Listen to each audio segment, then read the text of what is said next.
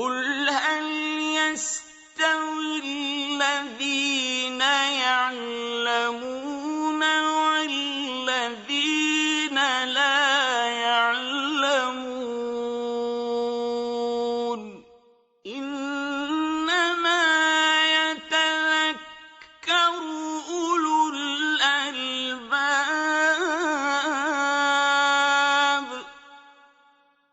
Assalamu alaikum wa rahmatullahi wa barakatuh. This is Waleed Basyouni, and I would like to welcome you in a new episode of your program, The Life of the Muslim Scholars. And also would like to welcome my guests, Mamadou and Muhammad. Thank you for being with me today in this episode. And inshallah is going to be a very special episode. We will talk about one of the greatest scholars of his time. He was so great that his opinions, his fatwa traveled far away from where he lived and remained for many years after he passed away, rahimahullah ta'ala. Sheikh, it seems like you really like this person. Who is it? He's Al-Imam Al-Awza'i, rahimahullah ta'ala. And we will get to know more details about his life. His name, Abdul Rahman ibn Amr Al-Awza'i, rahimahullah ta'ala. He was born in 706, about 88 Hijri, and he lived about 70 years, so he died in 773, rahimahullah ta'ala, or 70, lived around 70 years. Because, you know, when you calculate the amount of years from Hijri calendar to Gregorian calendar, and Hijri you're always older. You know, it's kind of different. The age will be different. Anyway, Al-Imam Al-Awza'i rahimahullah, his father died when he was very early in age. He was about 5 years old when his father died. He was raised by his mother, but he still remembered his father. It was playing with him in a place it's called في ميدان الأوزاع, in a square it's called Al-Awza'. He still remember that. Maybe he's about 4 or 3 years old or something like that. So I still remember my father was playing with me in that place. But after that, his mother took care of him. His mother carried him from one town to another, looking for the best location to raise her son. And you know, can you imagine a single mom taking care of a child at that time? It's a very big responsibility. Until one day, a man saw her in one of the cities, and he was born in Ba'labak in Lebanon, and he traveled around that area. So at one day, she said, an Arab person. And that shows you that he was not necessarily an Arab. A lot of debate between the scholars who wrote his biography, if he's originally an Arab or not, but he was called Al-Awza'i just because he lived in that place, not because he's from that tribe. Anyway, it seems to be that he wasn't. So she said that this Arab man, noble Arab man, came to us, and he said, I will take care of him. I will sponsor him. I will support you financially. I don't want anything from you or the mother or the son, but I will take care of him and support him. So he gave them money, gave them place to live, and he started going to scholars, learning how to write, how to read, memorize the Quran in an early age, start looking into traveling to seek knowledge, and quickly he became one of the most well-known, respected, recognized scholars in the Muslim world. He was well-mannered, he was well taught in his early age, rahimahullah ta'ala. He married twice, and he had 3 daughters and 1 son. His son was a righteous man. People speak about his son's righteousness. He was an interesting fellow. His, rahimahullah ta'ala, had a light beard, and sometimes he dyed his gray beard with henna. And he used to love turbans. So he used to wear a turban, and he used to say, turbans are the crowns of the Arabs. يقول تيجان العرب. And his turban without tail. It's interesting, until now, in Lebanon, the Lebanese turban, it doesn't have a tail. until today. That's how his turban was. He used to dress very well, even though he wasn't rich. But everybody comment on how well dressed he was. He wear clean clothes, taking care of his appearance, rahimahullah ta'ala. And he kept his senses until he died, rahimahullah ta'ala. He was a very dark tan skin. Anyway, I just want you to kind of imagine how this man is, because later on you will find that this is a man was respected by all the scholars of his time. You know, there's many things shaped this man's life. For instance, he lived in a time, it's the golden era of Islamic knowledge. This is the time where the most famous scholars lived. This is the time where Imam Malik was there teaching in Medina. That's where Imam Abu Hanifa in Iraq teaching, you know, and his madhab growing, and his students are increasing by the day, carrying his teaching all over the world. The same thing with Imam Malik rahimahullah. Imam Sufyan al-Thawri in al-Kufa, a great scholar who have his own madhab. In Egypt, Imam al-Layth ibn Sa'd, you know, Imam Abdullah ibn al-Mubarak, who came from farther in Iran, from Marw, and is a great scholar himself, and he studied actually and came and learned from Imam al-Awza'i. Just to tell you how he became very well respected when he came to Mecca and Medina. When he came to Medina, when they heard that he's coming on his camel, and as I said, he's well dressed with his turban, you know, coming to Medina. And Imam Malik rahimahullah, Imam Malik, this is like al-ulama rahimahullah, when we talk about Malik, they said he's like a sultan, like a ruler. You know, everybody comes to Malik. So for Malik to leave his house and to go all the way outside the skirt of the city, welcoming al-Imam al-Awza'i rahimahullah, and maybe even this was in Hajj or so. Then Imam Sufyan al-Thawri, who's one of the greatest scholars. To put things in perspective, Imam al-Thawri rahimahullah, in his biography, they said, people look up to him the way they look up to, like the way the Sahaba looked up to Abu Bakr. That's how he was so well respected. He was holding al-Imam al-Awza'i's camel and guiding it, and al-Imam Malik next to al-Imam al-Awza'i's feet. And basically it's like a caravan, or Imam al-Awza'i in front opening the road, Imam Malik opening the way for Imam al-Awza'i to come to the house, and they all gathered inside. That's how much they show respect for this great Imam. He basically lived in a time where there's so many narrations of hadith, so many scholars available, and he gave a lot of fatwas, narrated a lot of ahadith, and had many students at one time in his life. He lived during the Umayyads time, and he witnessed the fall of the Umayyads dynasty and the rise of the Abbasi dynasty. So he witnessed both. He was well known and respected by the Umayyads. During the Abbasis, he still was respected, but he didn't have a major role in public life. He actually started going farther away to the border of the Muslim cities and stayed there. Not anymore had major role in public life, rahimahullah ta'ala. Also in his time, there is something interesting. In his time, there was a great deal of emphasis on the importance of Arabic language and Arabic literature. So he studied Arabic. He knows poetry. He is an excellent writer, to the extent Al-Mansur, which is the caliph. Can you imagine? The caliph, always the president, these top have the best speech writers, that's right.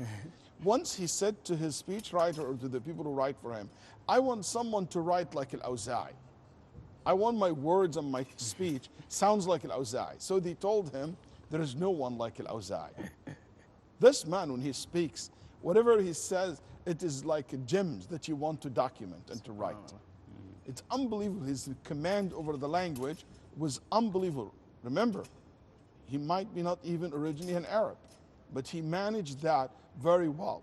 Also during his time, there were a lot of debates, a lot of books translated from Greek philosophy and Indian philosophers' books were translated to Arabic. So a lot of people exposed to new ideas, and some of these ideas touch some of the Islamic believes, like the issue of the predestiny, al-qadar. That's why you see Imam al-Awza'i debated some of these qadaris at that time and refuted their claims. And he always talked about the issue of sticking to the principle, to the basics, to the way of the Sahaba, to the way of the Salaf al-Salih, rahimahumullah ta'ala.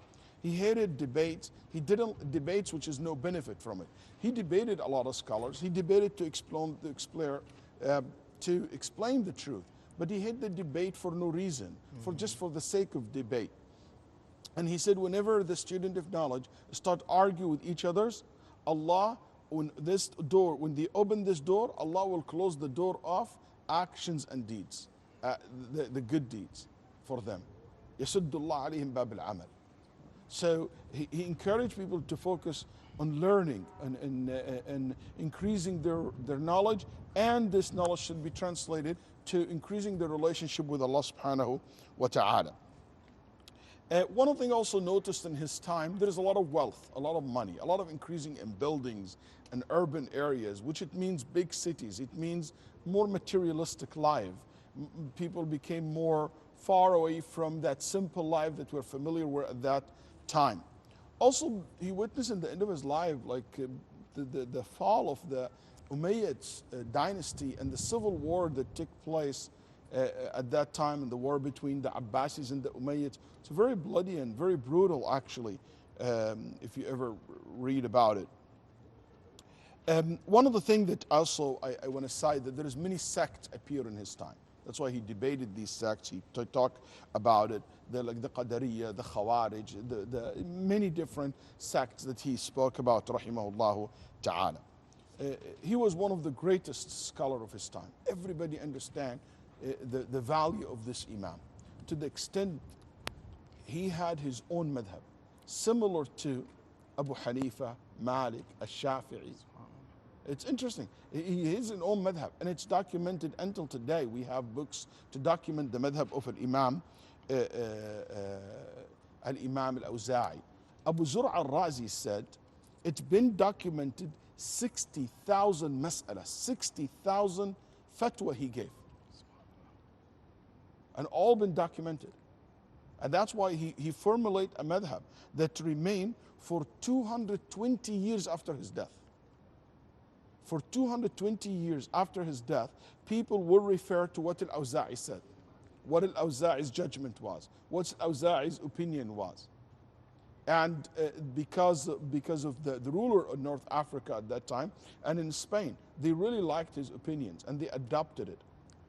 And it became the official madhab and fatwa that they follow. They asked the judges to follow it and so forth. And one of the rules, just in Andalus in North Africa, for 40 years, this became the official opinion that is followed in the court. But later on, didn't continue for reasons that we might talk about it after we come back from a quick break, because it's time for a break. So stay tuned, and inshallah ta'ala, we will see you soon.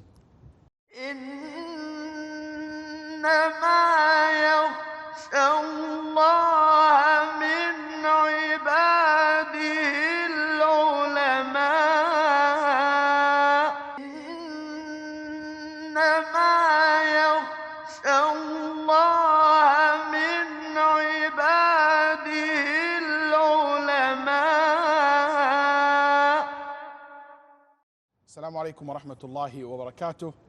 Welcome back to a new episode of your program, The Life of the Muslim Scholars. We'll be talking about the life of Imam al-Awza'i rahimahullah, and how he was raised by a single mother and got a lot of support by an individual that we don't even know his name. Isn't that a unique thing?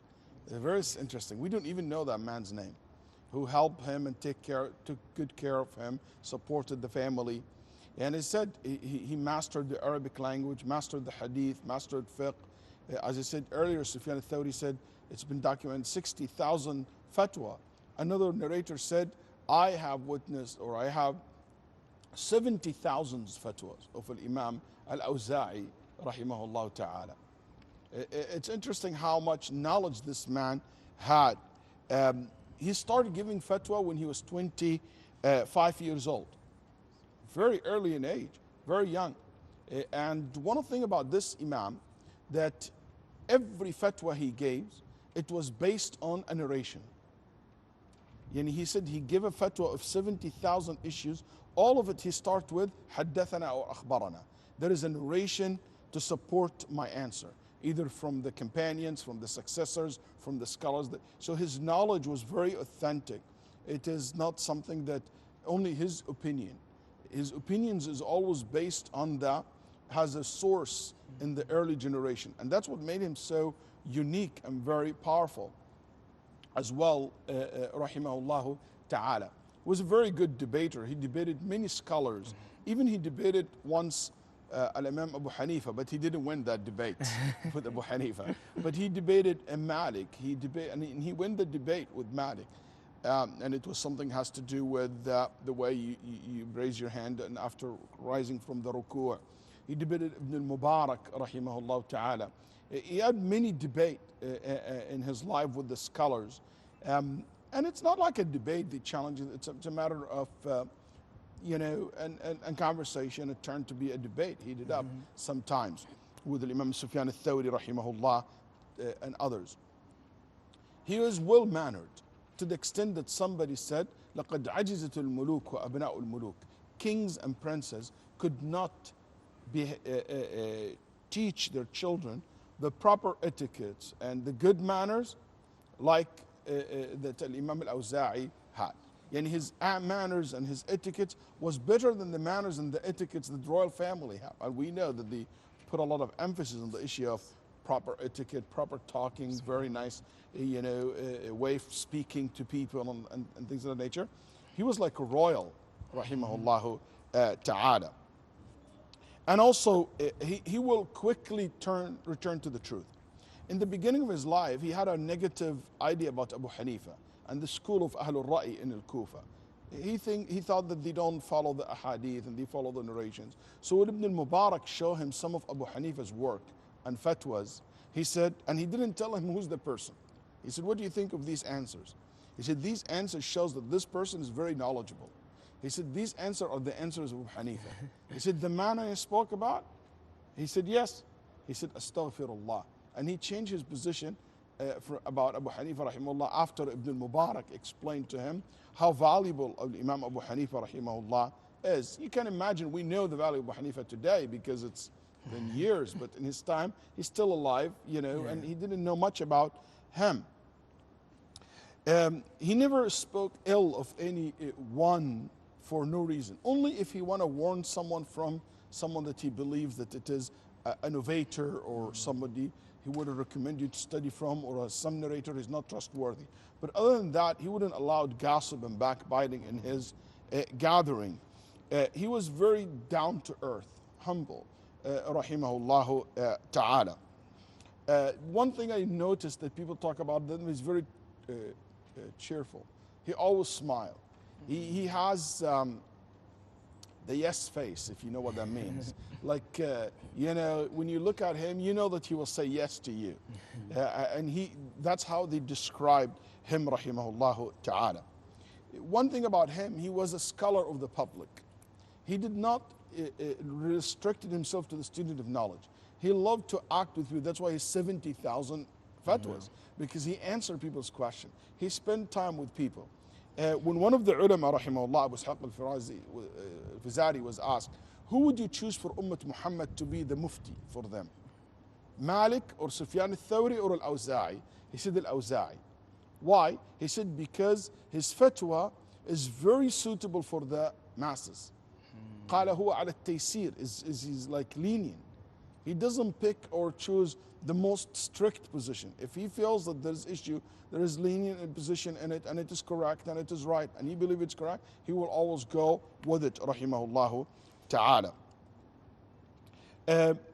He's also participated with the Muslims in the borders. He went all the way to the border to spend time. You can imagine in the border, you think will be scholars and students of knowledge. No. Scholars don't visit these areas, but he went and he spent time with them to support them and to give them the support that they deserved. Imam al-Awza'i rahimahullah ta'ala, when in many times he will go to the rulers and speak to them and intercede for people. Once a Christian woman came to him and she said to him, you know, this ruler have taken from me taxes, and so he went and he interceded on her behalf. The people in Lebanon, a Christian group, they said that the Abbasis, when they became in power, they took our land and took maybe even a property belonged to the church. So he went to the leaders at that time and the ruler, and he said, you can't do that. Those Ahlul Dhimma, this is basically the people that the Prophet ﷺ ordered us to protect their rights, their minorities in our land, and they should be protected. And he took back whatever that the soldiers took from them, the sheep and whatever goods they took from them. So he was well known, rahimahullah ta'ala, that he cared for people and he was generous with people. They estimated 70,000 pieces of gold was given to him during the course of the Umayyads times. When he died, he had only few dinars in his possession. He never purchased a building or a home. All the money that he used to get, he used to spend on the students, spend on the poor, on the neighborhood where he lived. And this is something well known about this Imam, rahimahullah. When he speaks, he used to make people cry. And when he goes on his own by himself, and some people followed him and watched him. After a very motivating speech and everybody was moved by it, when he goes alone, he will cry to the extent that you feel sorry for him. And he used to pray a lot. He used to make a lot of Qiyam al-Layl. And he used to say, if you stand up in the night a lot and long time, your standing in the day of judgment will be too short. So the long you stand in the night today, the shorter you stand tomorrow. And this is something that he used to encourage his students to do. Once a woman came to his house and she saw the carpet wet. She said, oh, maybe this is a baby urinated here. Clean it. He said, no, you're sitting in the place where the Awza'i pray every day. And because when he makes sujood, he cried and he made that carpet wet. Rahimahullah ta'ala. That's what his wife said. He died in 21st of December in 773. And his death was very interesting. You know, in that time, they have a public place where people go and wash their bodies with hot water, like a hot spring, or they put a hot water, actually not a hot spring, they put a hot water and they give you a soap, and then some of them are public, so many people will be sitting in the same place. And in these places, usually people naked, you see the awrah, so he didn't go to something like that. He went to a private one. So he rented a private one to clean himself. So he entered there, and can you imagine, it's a boiling water, so much steam, it's like a steam room, okay? And he was inside there, and the owner of this place locked the door from outside. And he went to the soup, and he forgot about Imam al-Awza'i. So by the time he came back, he found al-Awza'i dead. He suffocated, and he died. And he found him covered his awrah with a towel, and closed his eyes and closed his mouth with his hand, and faced the Qibla dead. And that brought the end of the life of this great scholar. But there is something unforgettable about this man, rahimahullah ta'ala, which is something we will talk about in the next episode. He witnessed the fall of Damascus in 740. This was very, very special experience. And he almost was killed by the hand of the Abbasis. Allah subhanahu wa ta'ala saved him. And through his intelligent way of dealing with this problem, he managed to find his way out. Looking forward to, it's a quite long story, but it's like a movie, actually, when you read it. I was riding an airplane, traveling to the United States. I was reading it because this story is part of a course I teach with the Maghrib Institute called Torchbearers. So I was preparing at that time in the airplane. So I couldn't hold myself and I started crying. So the lady next to me in the next seat, she said, why are you crying? May I ask you? What are you reading? So I start telling her the story of Al-Awza'. She started crying with me. It was a very interesting, actually, how we both like